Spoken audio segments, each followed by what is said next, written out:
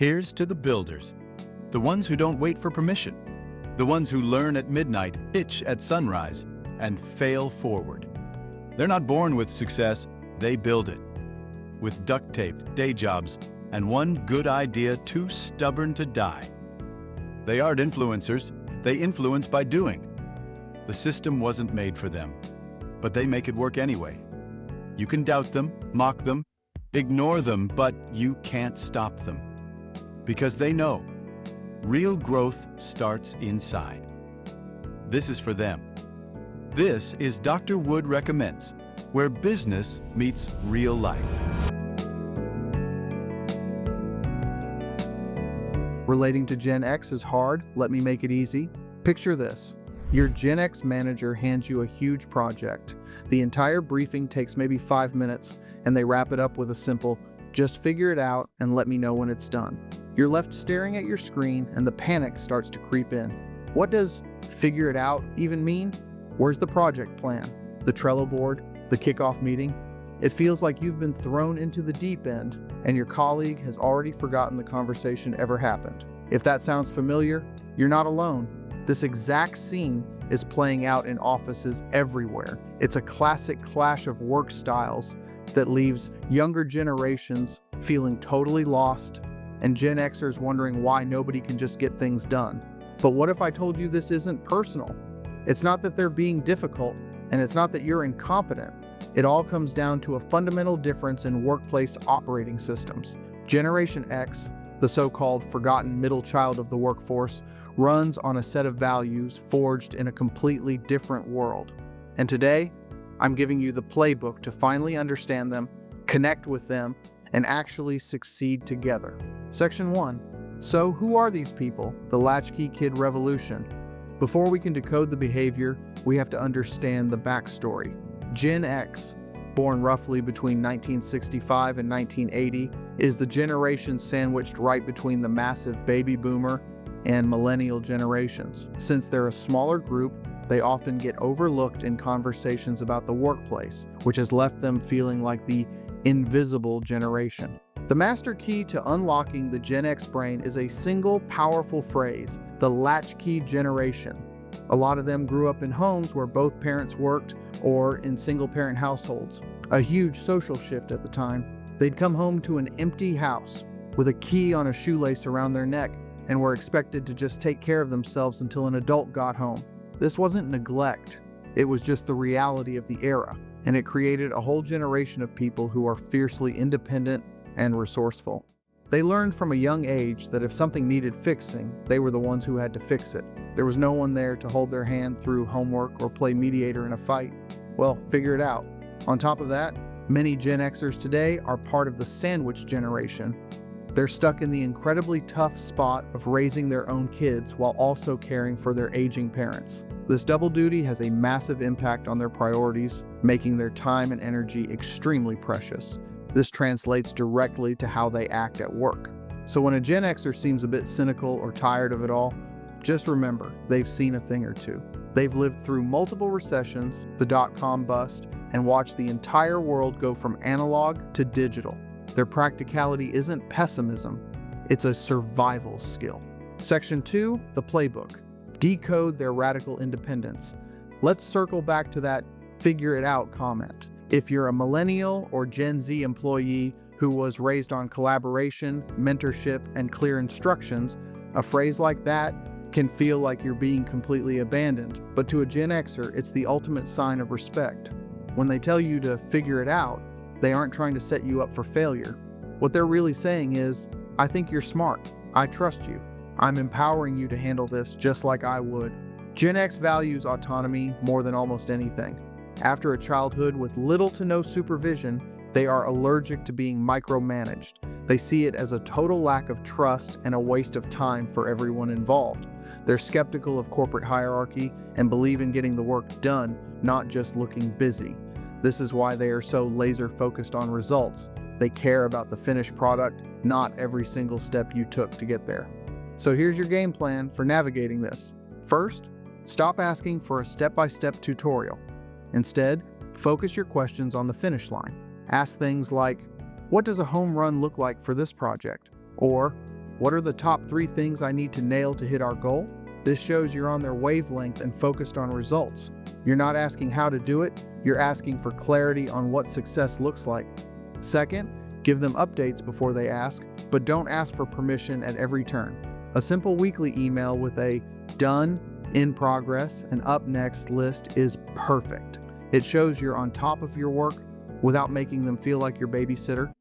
If you have a brilliant new idea, don't just pitch the idea, pitch the proof. Show them the data, the potential return on investment, the numbers. They're pragmatists who trust logic way more than hype.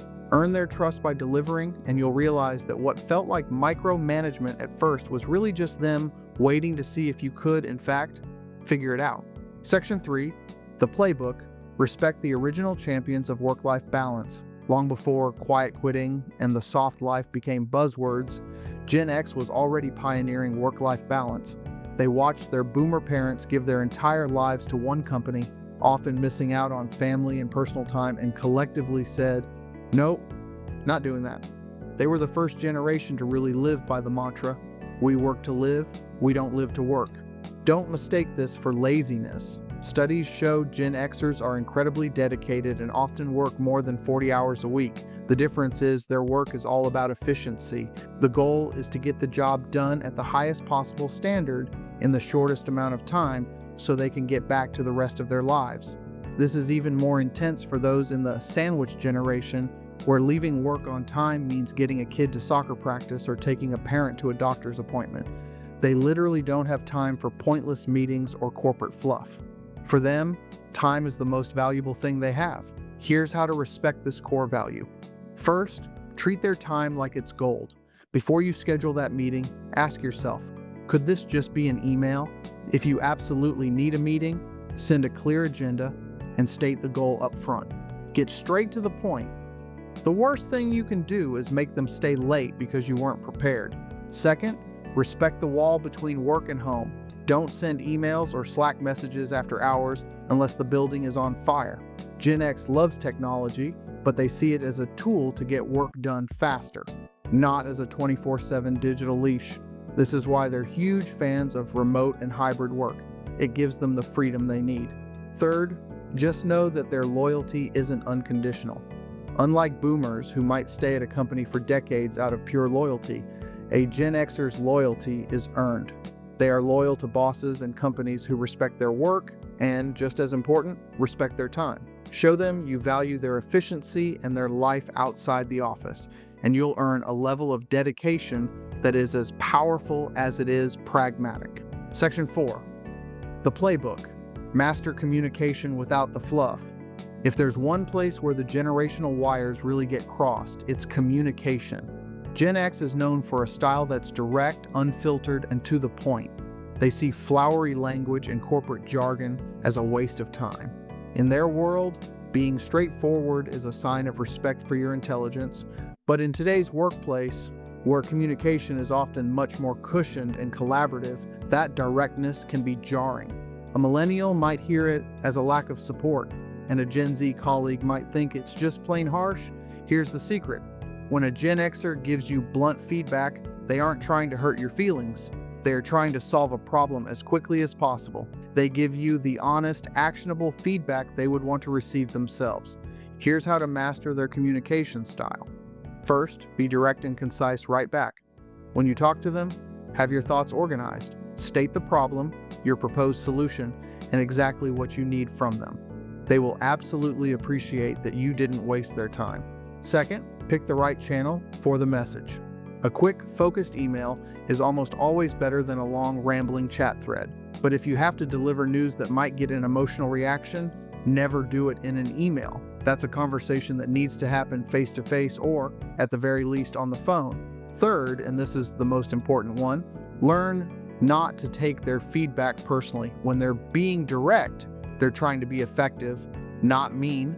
They expect honesty, and they give you that same courtesy in return. Once you learn to speak their language, you'll show them you're a serious, focused professional who is there to get things done. Conclusion: the bridge builders. It's easy to focus on the friction, but the truth is, Gen X is the secret weapon of the modern workplace. Think about it. They grew up in an analog world, but spent their entire careers building and adapting to the digital one. That makes them the perfect translators between older traditional mindsets and younger digital native ones. Their leadership style is a practical mix of old school work ethic and new school flexibility. So, relating to your Gen X colleagues isn't actually hard. It just requires a different approach. It's about understanding that their independence is their way of showing trust, their obsession with balance is a masterclass in efficiency, and their directness is just a search for clarity. When you learn to see them for what they are, resilient, adaptable, and quietly competent, you don't just solve a workplace problem, you gain an incredible ally. But that's my take. I really want to open up the conversation to you all. If you're a Gen Xer, what's the one thing other generations always get wrong about you? And if you're a millennial or Gen Z, did this give you a light bulb moment about a boss or colleague? Drop your stories in the comments below. It's how we all get better at working together. And if you found this playbook useful and want more tips for surviving the multi-generational workplace, make sure to hit that subscribe button. Thanks for watching, and I'll see you in the next one.